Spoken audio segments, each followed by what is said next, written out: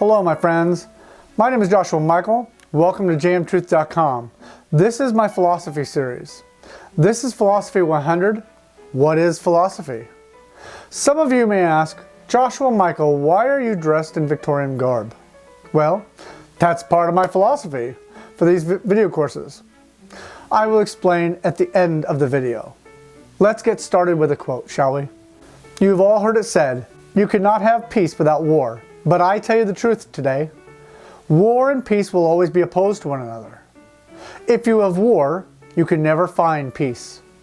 While if you have peace, there is no need for war.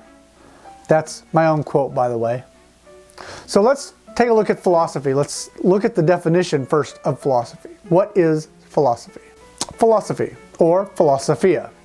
The rational investigation of the truths and principles of being, knowledge, or conduct. Any of the three branches, namely natural philosophy, moral philosophy, or metaphysical philosophy, that are accepted as composing this study. A particular system of thought based on such study or investigation. Now that's from dictionary.com. Let's take a look at some other philosophical statements, shall we?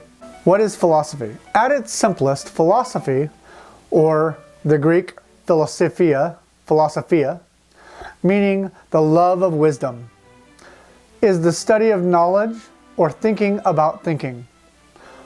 Although the breadth of what it conveys is perhaps best illustrated by a selection of other alternative definitions. Let's look at the first definition. The discipline concerning the questions of how one should live, ethics. What sorts of things exist and what are their essential natures, metaphysics. What counts as genuine knowledge, epistemology. And what are the correct principles of reasoning, logic. Now that's from Wikipedia. Number 2, investigation of nature, causes or principles of reality, knowledge, or values, based on logical reasoning rather than empirical methods. Now that's from the American Heritage Dictionary. Number 3, the study of the ultimate nature of existence, reality, knowledge, and goodness, as discovered by human reasoning. Now that's from the Penguin English Dictionary.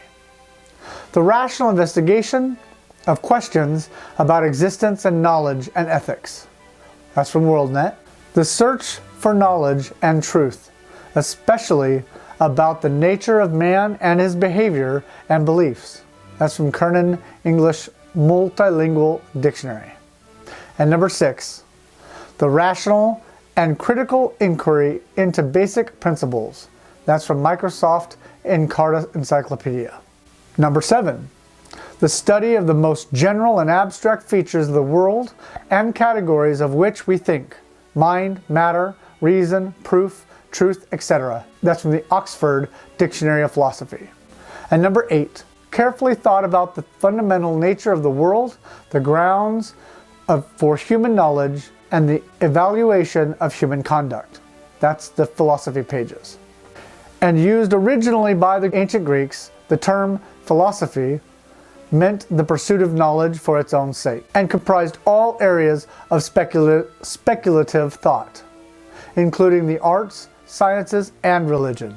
Philosophical questions, unlike those of the sciences, are usually foundational and abstract in nature.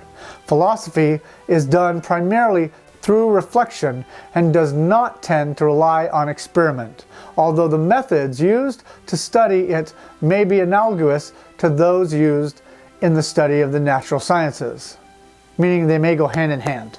So what are some philosophical questions?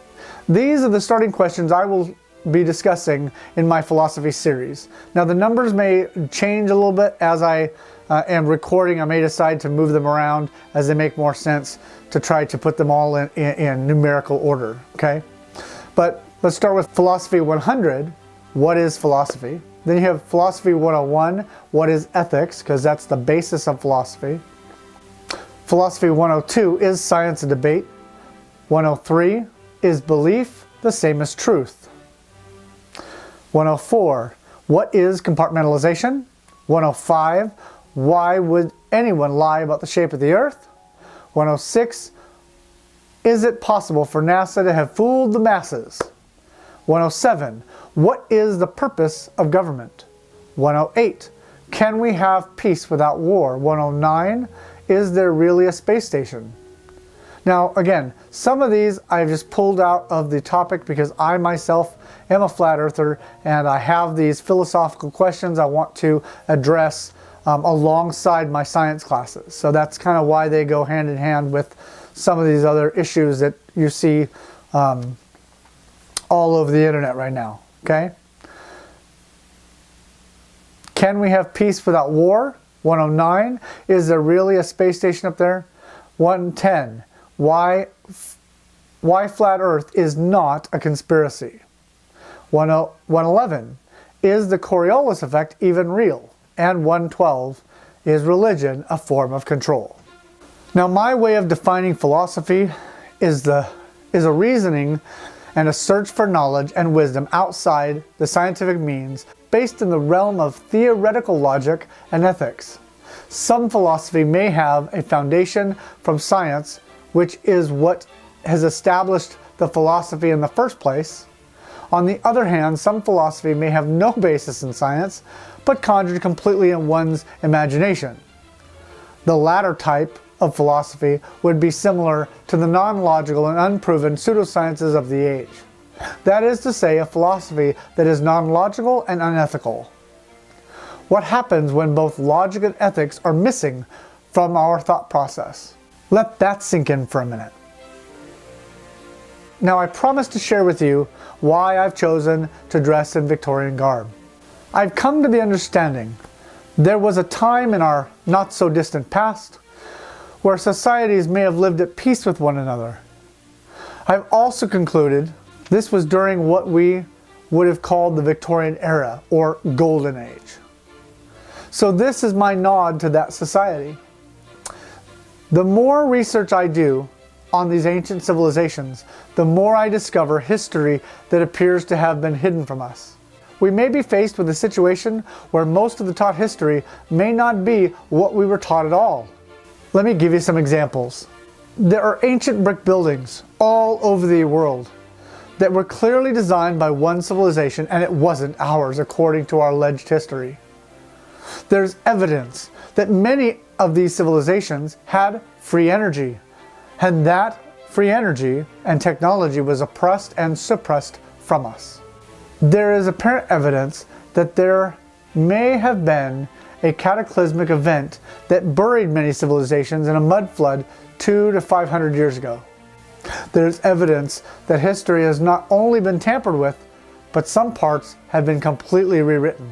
Folks, Sherlock Holmes once said, once you've eliminated all the possibilities, whatever is left, no matter how impossible or improbable, must be the truth. These aforementioned issues seem to imply a covering up of history.